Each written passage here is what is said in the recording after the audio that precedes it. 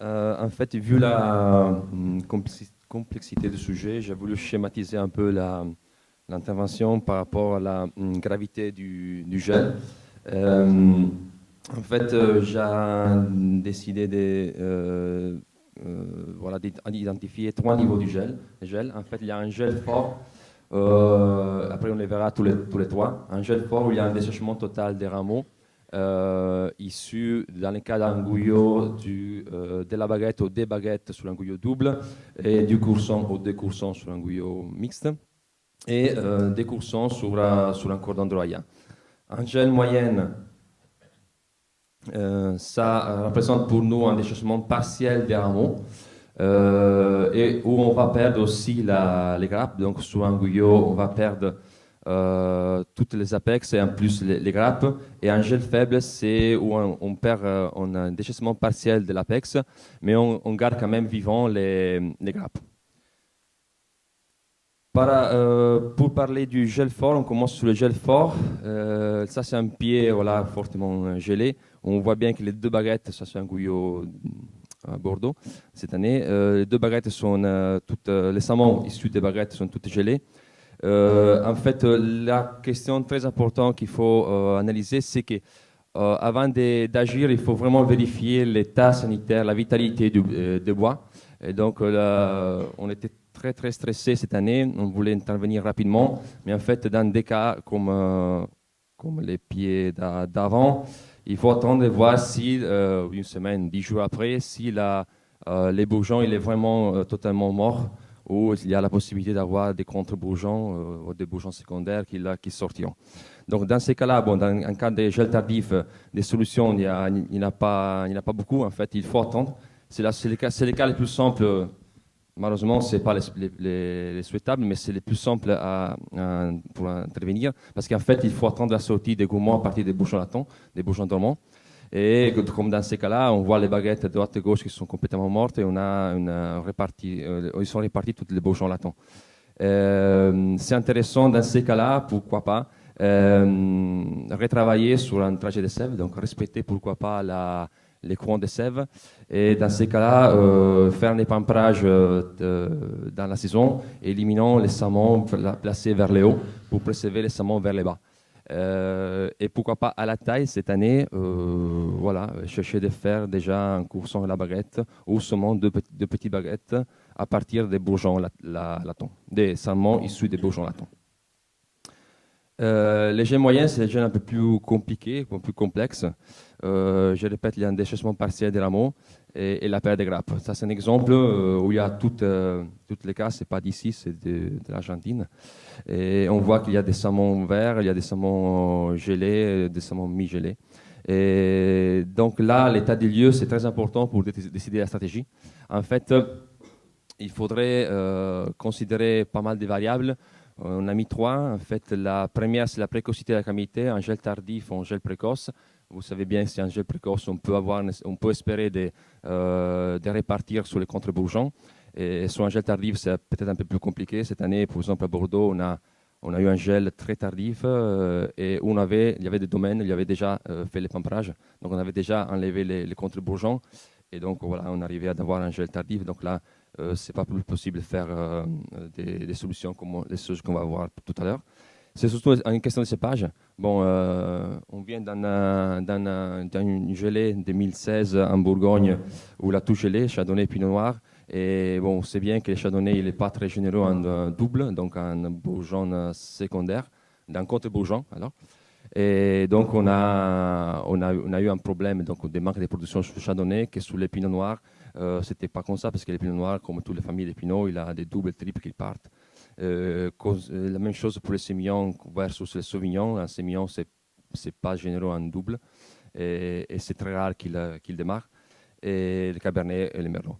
Et c'est surtout, comme disait aussi Marcus, la vigueur. Donc, des vignes, sur des vignes faibles, c'est très difficile d'avoir des doubles. Et donc voilà, donc c'est aussi important de regarder tous ces aspects pour décider la stratégie. Nous, on a imaginé trois solutions à l'épamprage.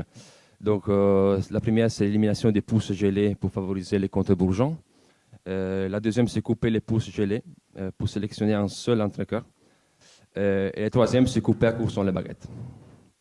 Donc la première, c'est donc on peut éliminer à la main, il faut éliminer les saumons principaux, les saumons primaires, pour favoriser les contre-bourgeons. Dans ces cas-là, c'est un travail qu'on a fait sur des différentes propriétés. Donc c'est une vigne qu'on a totalement enlevé les saumons à la main. Et ça, c'est le même pied quelques semaines après, quelques mois après. On voit bien les saumons qui sont répartis. Il y a quelques grappes. Donc, il faut faire attention dans ces cas-là parce que c'est pas toute la parcelle. Donc, on a sélectionné des pieds. On a fait ce travail dans les pieds gelés. Et vous voyez à droite, il y a un pied pas gelé. Donc, on a deux générations de grappes différentes. Donc, il faut faire aussi attention à marquer la deuxième génération de grappes. On les fait souvent. Ça, c'est par exemple un exemple. C'est un peu flou la photo, mais c'est un exemple. Qu'est-ce qu'on peut faire? Ça, c'est un Ribera del Duero en Espagne. On marque avec un ruban. Il y a une petite machine utile qu'on peut utiliser pour marquer les pieds les raisins issus de la deuxième génération.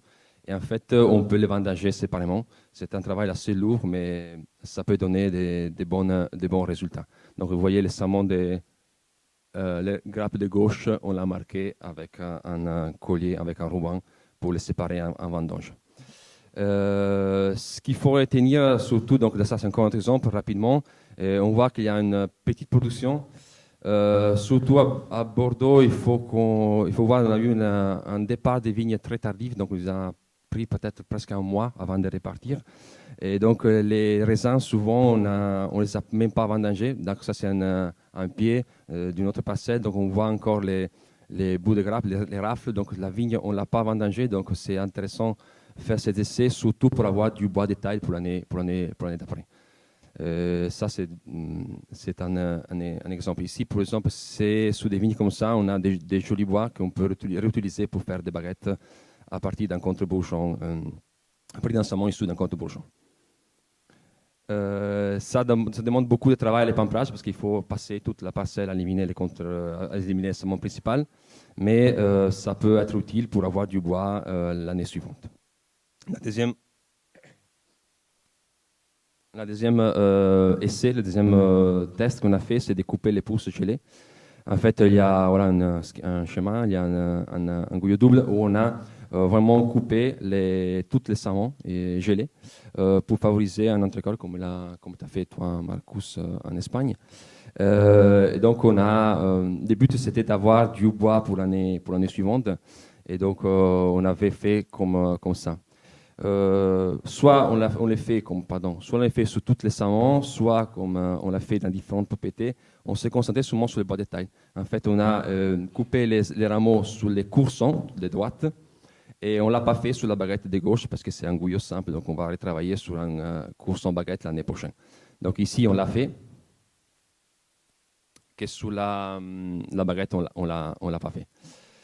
Il y a une problématique à surveiller. On l'a retrouvé l'année dernière en Bourgogne et en Espagne aussi. Cette année à Bordeaux, pareillement. Il faut faire attention parce que du moment qu'on a une gel de telle ampleur comme cette année, il y a un impact très fort du gel sur la structure interne des saumons.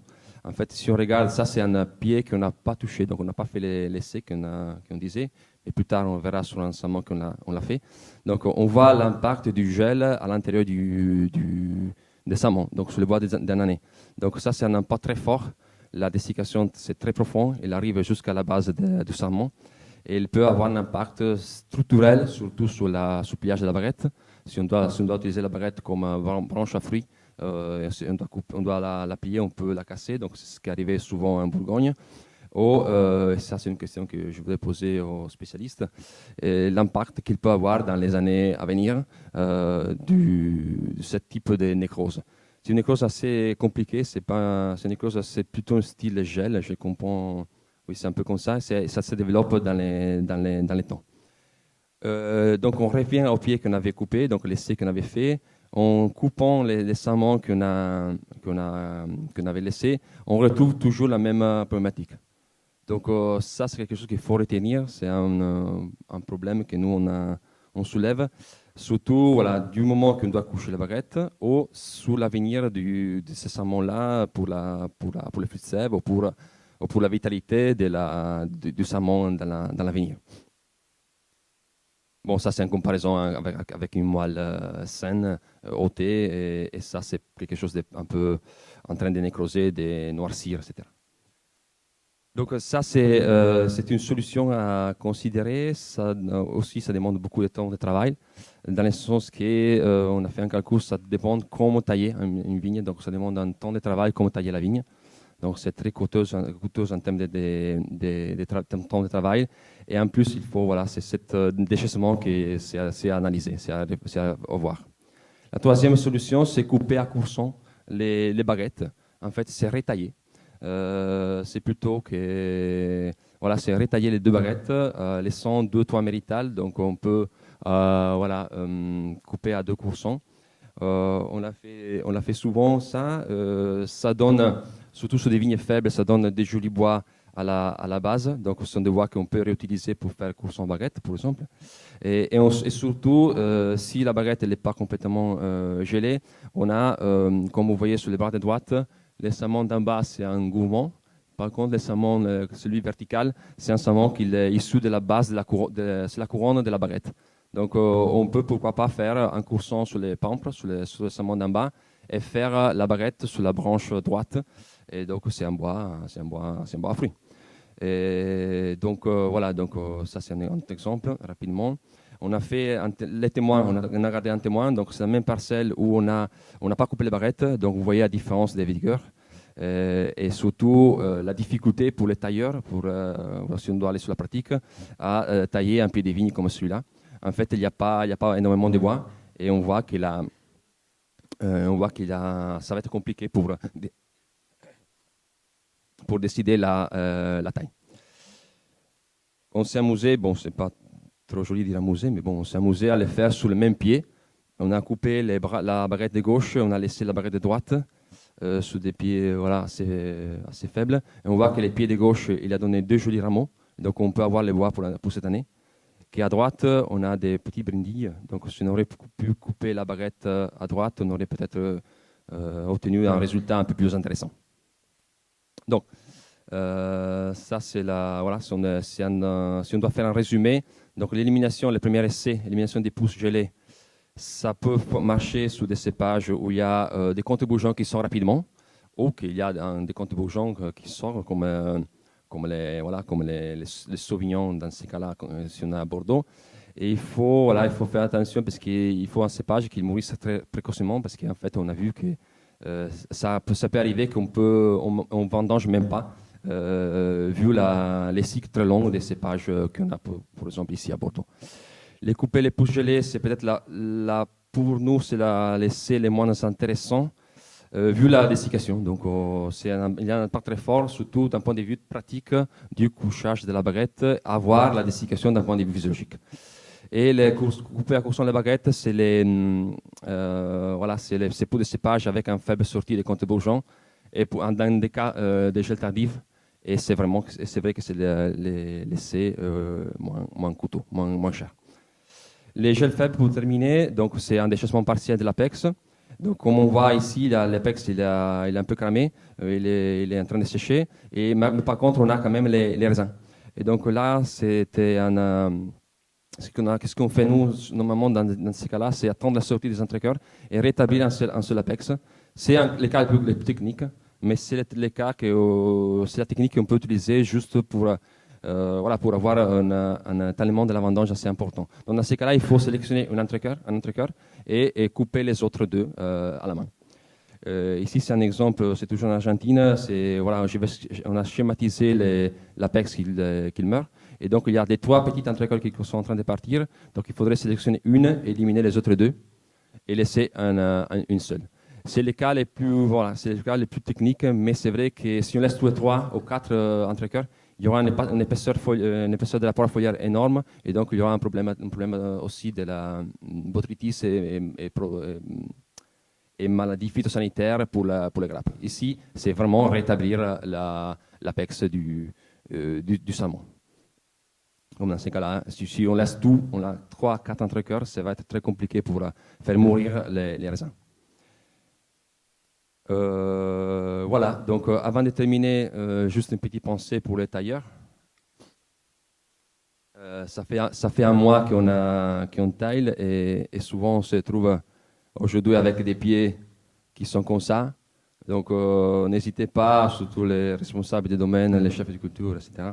N'hésitez pas à conforter, à soulager un peu nos vignerons, parce que cette année, c'est une année très compliquée. Après un mois, ils sont déjà désespérés. Et donc là, il y a, par exemple, sur ces pieds-là, il y a entre 15 et 20 coupes de sécateurs à faire.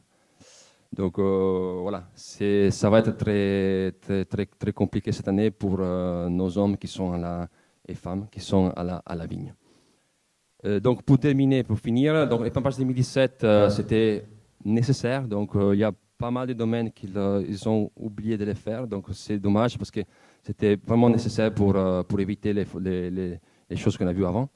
À la taille de cette année, on est obligé souvent à faire des barrettes directes. Donc aussi à partir d'un gourmand, du sous-pampre. Si possible, vu qu'on a pas mal, vu qu'on peut profiter, faire un courson de fûts de sève pour rétablir les pieds. Du cordon temporaire, j'ai 2-3 images plus tard, dans les cas où on n'a rien à tailler, on n'a rien à plier. Et voilà. C'est très important, attention, les pavages 2018, ça va être très coûteux en termes de heures de travail, ça va être très gourmand en heures de travail. Parce qu'en fait, il y aura beaucoup de couronnes, beaucoup de bourgeons latents, beaucoup de coupes que les tailleurs vont faire. Donc, il y aura pas mal de travail à faire. Vous préparez pour avoir des équipes un peu plus renforcées pour les pamprages 2018. Donc, c'était juste, c'est quoi un cordon temporaire? Donc, juste rapidement, c'est fini. Si on n'a pas de bourgeons récemment pour coucher de baguettes, on va cette année juste faire 2 petits cordons. La charge, ça peut être comme l'année d'avant. C'est pas parce que ce sont des bois faibles que la vigne n'a pas de vigueur. Elle est partie très en retard, donc il y a quand même un peu de vigueur. Et donc dans ces cas-là, on a préféré plutôt faire des petits cordons avec un courson de rappel plus 1 ou 2 coursons pour produire, soit à droite, soit à gauche. Et voilà. Et donc pour terminer, c'était juste ça. Voilà. Merci.